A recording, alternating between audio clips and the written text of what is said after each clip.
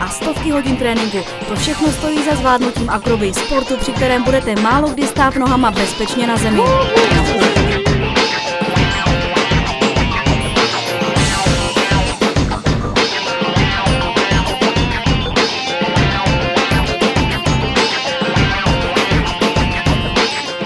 Čau, jmenuji se Kuba, je mi 20 let, gymnastiku jsem nikdy nedělal a na akrobě jsem byl asi 2krát. Dneska bych se chtěl naučit duplo, to je salto do boku a mám docela respekt ze salt dozadu, protože člověk nevidí, do čeho skáče. Čau, já se jmenuji Petr, je mě 28, jsem akrobat, dělám to nějakých 5 let a trénuju 4 až 5 hodin denně. Na akrobě mě baví dělat nové triky, nové věci, posouvat své limity, pořád někam vejš. A nebezpečný mě na tom přijde prakticky jakýkoliv pohyb, když se nesoustředím, nebo nekontrolovatelný pohyb, protože to pro mě může znamenat zranění.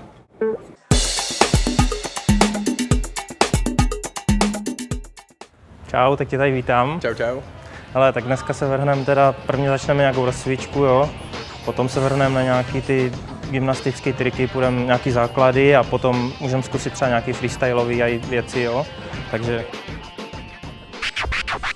OK, tak trošku se protáhneme, tak začneme hlavou, prostě jenom klasika, jo.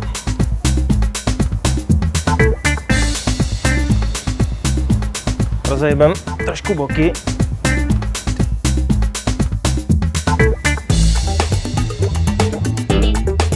Jo, pěkně břichem a s výdechem vždycky dolů a uvolníš se, jo.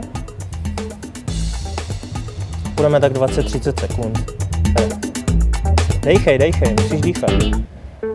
Uvolnit.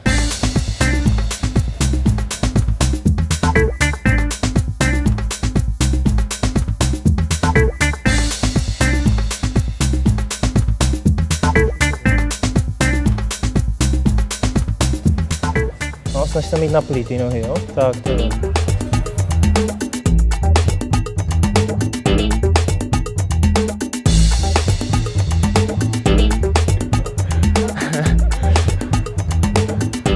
A můžeme jít na to. Tak se mrkneme, jak na tom seš. Začneme úplně nějaký základy, jo. Čili zkusíš si kotouly, prvně dopředu, jo, potom dozadu. A pojď hnedka, jeď dál. Jo, to je dobrý, to by jakž tak šlo. Dobrý? Nemutáš se? Jo, tak zvykneš si, že jo, časem. Na toto je právě to cvičení. Tak se otoč, teďka půjdeme to stejný dozadu, jo. No, pojď.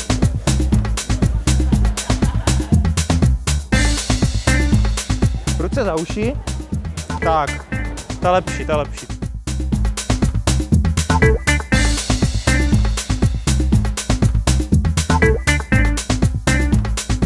Půjdeš do kotoulu. Zvládneš to sám? Jo, snaž se zpevnit co nejvíc. Zpevnit ty nohy.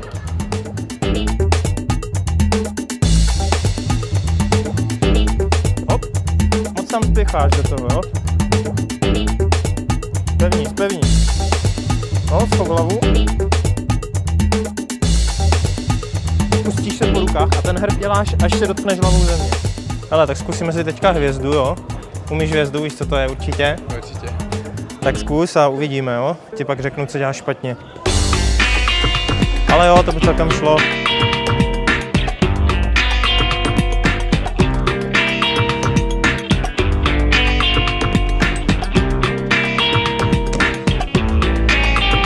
Hlídáš si to zpevněný tělo.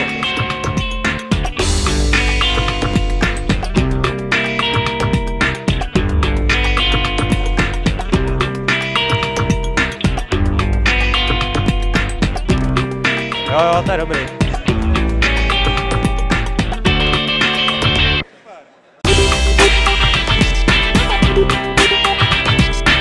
Snaž se zpevnit co nejvíc.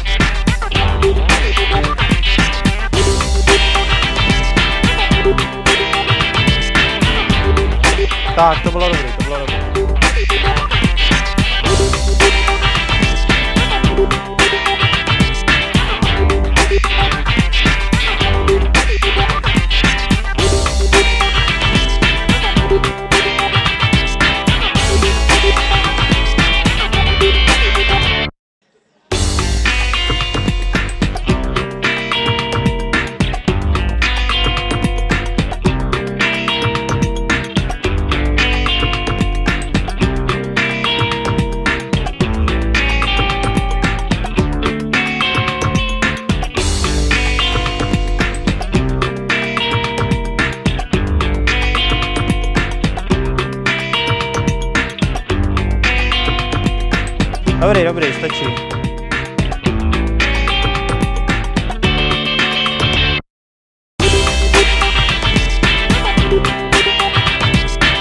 snažit víc odrazit, jo?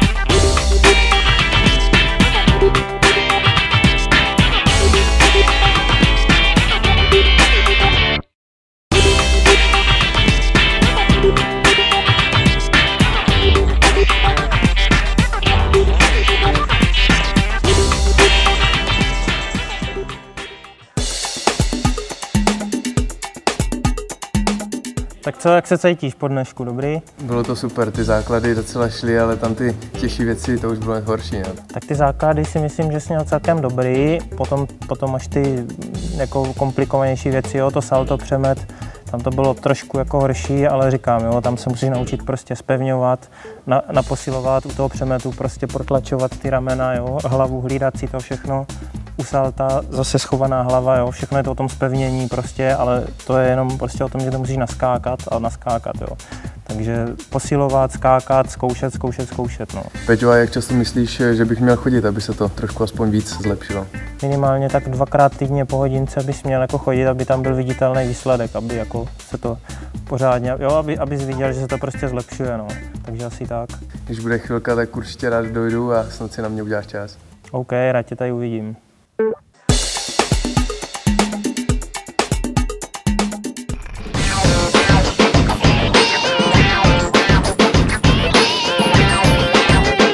Akrobatickou gymnastiku lidé začali cvičit už v dobách starověkého Egypta.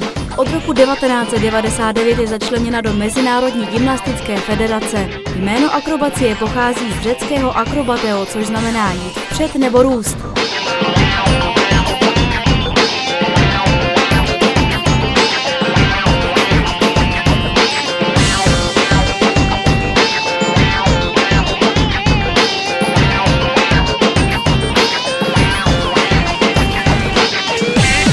Sestavy je kladen na technickou a uměleckou stránku cvičení. U statických prvků hodnotíme výdrž, u dynamických letovou fázi.